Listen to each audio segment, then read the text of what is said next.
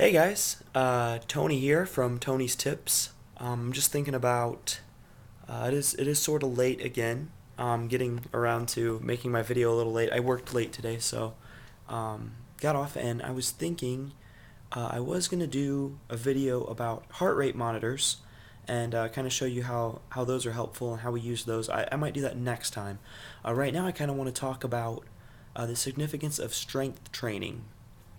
So a lot of times, you hear people who say, "Well, I want to lose weight," and so the main thing that you see a lot of people do in the gym, um, you know, you look in the gym, and if you look at the people with the really nice bodies, the really firm muscles, the really fit people, you don't see them running on a treadmill very much. I mean, you see some of them, but you don't see them using the elliptical. You don't see them on the bike. You don't really see them even on the treadmill. You usually see these people lifting weights, doing hard things, right? Exerting a lot of energy, um, being very powerful in the gym. And there's a reason for this. So when you break down muscle, you tear it down, and it needs nutrients then to recuperate. So you've destroyed this muscle completely. The uh, the muscle fibers are broken down and they're ready to be built back up. So you always hear about people putting protein and things like that in their body to make sure they increase protein synthesis. But really, the body, um, the muscles are fat furnaces, right? Muscles require a lot of energy. That's why you see young little shits like me and some of the bodybuilders and some of the guys that lift all the time.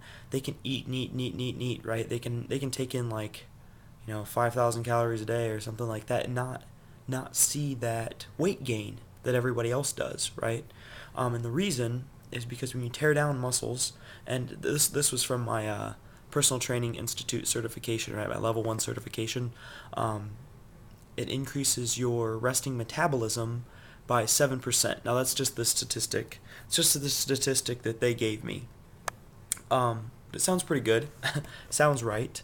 Where your body will continue to burn calories after rest. And you've heard this before, where when you get done with cardio, you burnt your 500 calories or did whatever you did in an hour. And then you look at the person who is lifting weights, and maybe they only burnt 300 calories, but for the next 36 to 48 hours, those sore muscles are going to continue to pull nutrients from the body and break down fat and use that energy for sustaining them, right? So also, um, in general, we can't gain that much lean mass in that short a period of time. Usually, the most we can gain is around a pound a month. Even if you're being very serious about strength training, unless you use steroids or something like that. But for the most part, um, men are able to gain about a pound a month. Ladies, I think would be about the same. Besides the upper body, they don't gain upper body strength as quickly. But so if we gained a pound of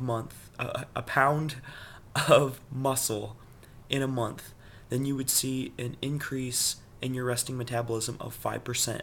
So then think about that. In several months, say 3 months, we gain a pound of muscle a month. We've just increased our resting metabolism by 15%, on top of the 7% that our sore muscles are recruiting during recovery. So that's just something to consider when you're looking at fat loss and things like that. At the Personal Training Institute, we keep people's heart rates really high. That way they continue to burn calories even during the exercise, and we don't really give them very much rest in between sets, and we try to get the workouts done within like 30 minutes. So it just depends on what you're going for. If you really want to give your central nervous system a lot of time to recuperate, and you're looking to make really big gains, and you want to increase your lifts by a lot, then you need to take a lot more rest in between sets. But definitely include strength training in your regimens. It's more important than cardio. It really is. And another reason is because it stretches those Golgi tendon organs and the muscle spindle fibers. It actually makes you more flexible as long as you're taking the muscle through that entire range of motion. At some point I'm going to talk about form too. Form is super important. That way when you're strength training, you don't get hurt.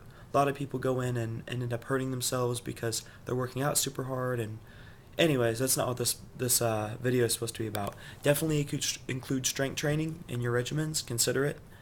Include it. That's the end of this tip video. If you have any questions or anything, make sure you shoot me an email. And if you get the chance, like my channel.